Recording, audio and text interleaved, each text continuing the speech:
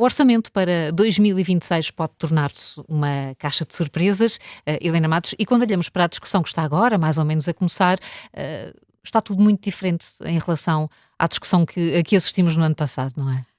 Em certo sentido, sim, porventura não apenas na parte dos números, não é?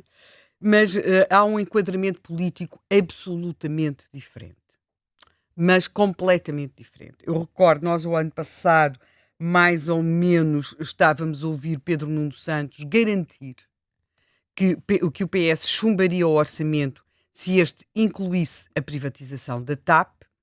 Note-se que, de alguma forma, eu acho que José Luís Carneiro está a olhar para aquilo que foi o percurso errático de Pedro Nuno Santos em relação ao orçamento, à posição do PS face ao orçamento, como uma espécie de guião do que não se deve fazer.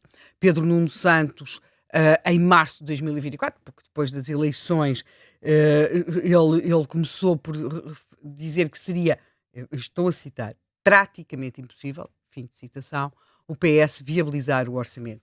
É isto dito pouco depois das eleições, não é? Em que de facto se percebe que Luís Montenegro vai governar, acabou por condicionar muito daquilo que seria depois a sua posição face ao orçamento.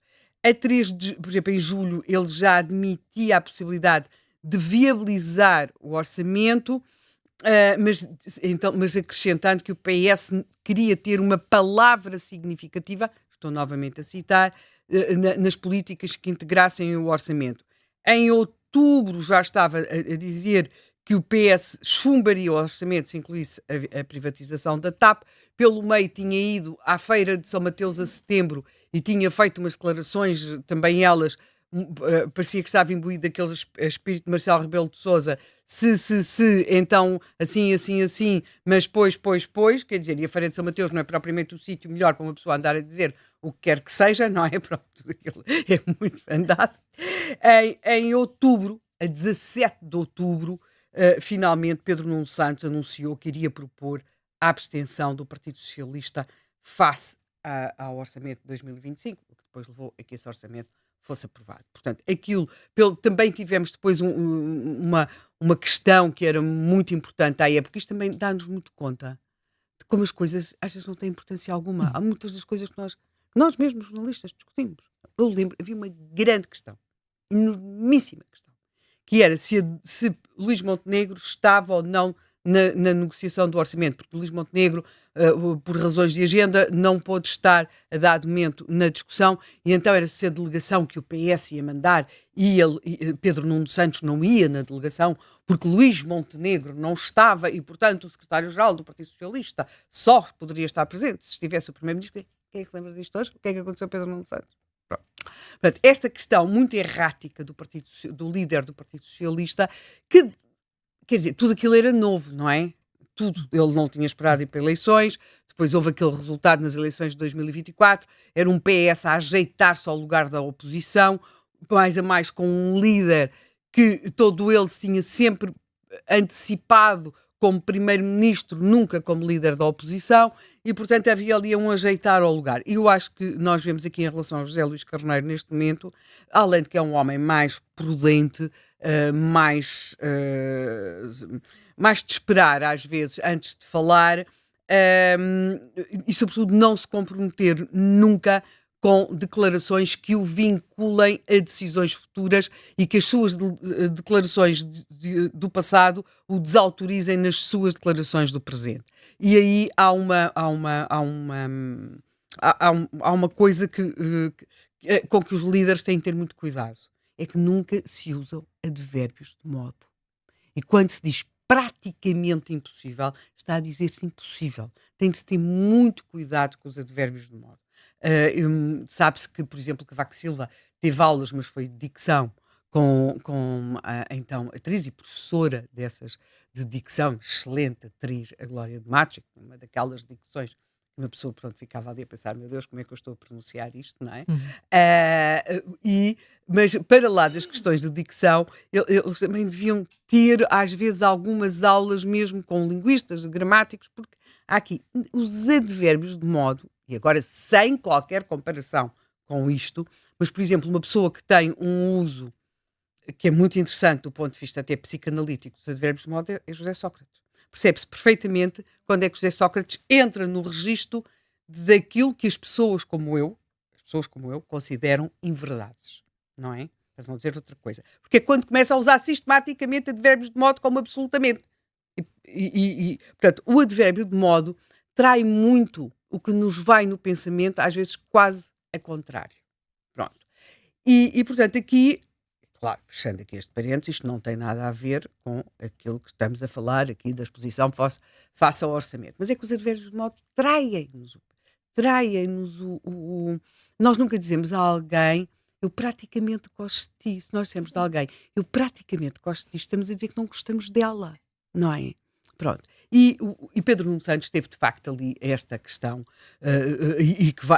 que de alguma forma contribuiu muito para o seu desgaste como líder do Partido Socialista. Ou seja, ele é um homem completamente diferente quando na forma como é visto pelo eleitorado e pelos portugueses, e não apenas pelo eleitorado do PS, como ele é olhado pela forma como acabou por ficar vinculado àquele praticamente impossível, depois já o passar do praticamente impossível à possibilidade de viabilizar, se tivesse uma palavra significativa, depois o garantir que iria chumbar o orçamento se incluísse a privatização da TAP, e depois acabar a dizer que ele iria propor ao PS abster-se. Este é um enquadramento político daquilo que era o líder da oposição, indiscutivelmente o líder da oposição, coisa que José Luís Carneiro também não é sequer neste momento, e portanto tem de ter uma cautela acrescida em relação a este orçamento. Por outro lado, tem-se percebido da parte de Luís Montenegro, que agora fala de contas bem feitas, os governos desde que vimos chegar a Troika a Portugal, que eu acho que, para nossa sorte, quer o PS, quer o PSD perceberam que é muito importante que as contas estejam certas, dizia António Costa, bem feitas, diz Luís Montenegro, e é isso a Helena Garrido que está aqui em estúdio, nesta espécie de cisne negro, que é juntar duas mulheres chamadas Helenas no mesmo estúdio, e além de outras características que quem nos está a ver no vídeo poderá perceber que são... É um verdadeiro cisne negro. É um verdadeiro cisne negro. Nós temos, estou a referir ao facto de termos o cabelo branco, e temos, para lá disso, das contas estarem certas, bem feitas, é claro, já se sabe que há cativações, que há verbas que não são executadas, há todo um mundo de sistemas, mas perceberam que temos de ter as contas, quer dizer, que não podemos ficar numa situação de risco, porque basta ouvir o nosso programa de ontem sobre a França para perceber que nestas coisas todavia há classes, como dizem os espanhóis, e se as nossas contas não baterem certo, é muito diferente daquilo que acontece em relação à França. Portanto, temos esta questão, que é importante, do próprio Montenegro, que de alguma forma está a procurar retirar deste orçamento, porque os orçamentos foram ficando cada vez com mais coisas penduradas, não é? E também nem faria muito sentido a questão da lei da nacionalidade ou a questão da lei laboral, embora na lei laboral pudesse haver algumas coisas que pudessem estar no orçamento, mas para que José Luís Carneiro não tenha ali questões que lhe sejam politicamente muito complicadas no orçamento, e deixando essas matérias para depois a outra conflitualidade.